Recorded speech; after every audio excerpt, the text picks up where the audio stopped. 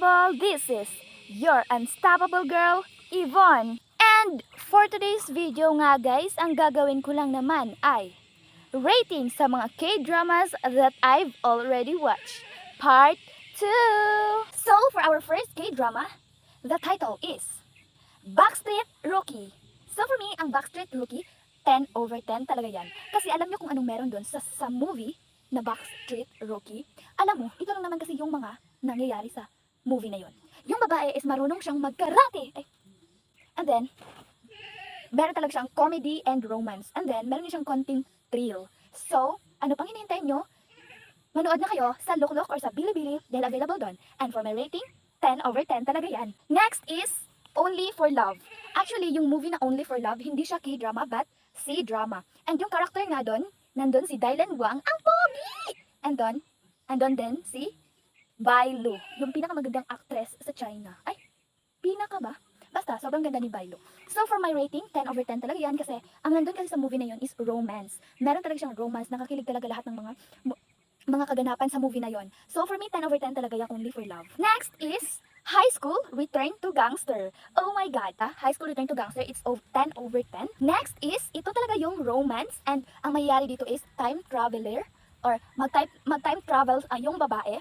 At ang title nito is Lovely Runner. Sobrang ganda ng Lovely Runner talaga guys. So for me, the Lovely Runner is 10 over 10. Next is ito talaga yung pinaka-the best. Kasi yung babae nito, ganito siya.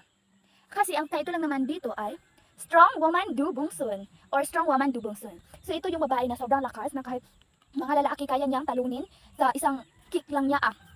Lipad talaga yung mga kalaban niya. So, super thrill niya and super may magaganap na mga away-away pero hindi talaga sila makakatalab sa babae. Kasi siya nga ang Strong Woman Do Bong Soon.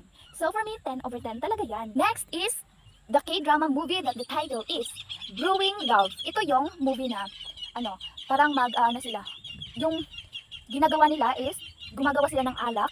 Yes, gumagawa sila ng alak and then parang master sila sa paggagawa ng alak. Then basta, yung movie na yun is about sa alak and then magka-love sila doon. Mabubuo ang kanyang pagmamahalan. Basta ganun guys. So for my rating is, lang talaga sa akin 9 over 10 lang talaga ang Brewing Love. Hindi ko lang kung bakit 9 over 10. Basta. Next is Mellow Movie. So for me, the Mellow Movie, parang hindi ko talaga siya bet. Hindi ko talaga bet yung Mellow Movie, pero hindi ko naman binabash yung movie na Mellow Movie. Para lang talaga sa akin, boring talaga siya panoorin guys. So for me, 5 over 10 talaga yung Mellow Movie. Meron siyang romance, pero talagang boring talaga yung scene. So, para sa akin, 5 over 10 lang talaga yan. Basta para malaman nyo kung ano ang nangyayari doon. Next is Blind. Ito talaga yung pinakagusto ko kasi lahat ng nangyayari doon is thriller. Sobrang thriller niya talaga guys. Kasi isipin mo, yung ikaw na nga yung judge, tapos yung kapatid mo na nga yung yung police, yung magi-investigate, and then yung i-investigate mo, yung kapatid mo nag-i-investigate sa killer, and then hindi mo pala alam na ang killer yun pala ang judge na kuya niya, which is yung kapatid din niya. So hindi talaga mo malalaman kasi meron palang kasabot yung kuya niya and then yung malapit lang pala sa kanya ang killer. So talagang thrill na thrill yan kasi sa lahat ng mga investigation nila sumasama yung judge, yung kuya, pero siya rin pala yung gumagawa nun. And then hindi talaga nila makuha. Siya pa yung tumutulong mag-investigate pero siya rin naman pala ang killer. So basta napaka-thriller niyan. So tingnan nyo na yan guys kasi ito talaga yung pinakamagandang thriller sa buong mundo na nakita ko. Pero meron pa naman iba pero talagang gustong-gusto ko talaga yung Blind. So tingnan nyo na rin yan guys. So next guys is From Now On Showtime!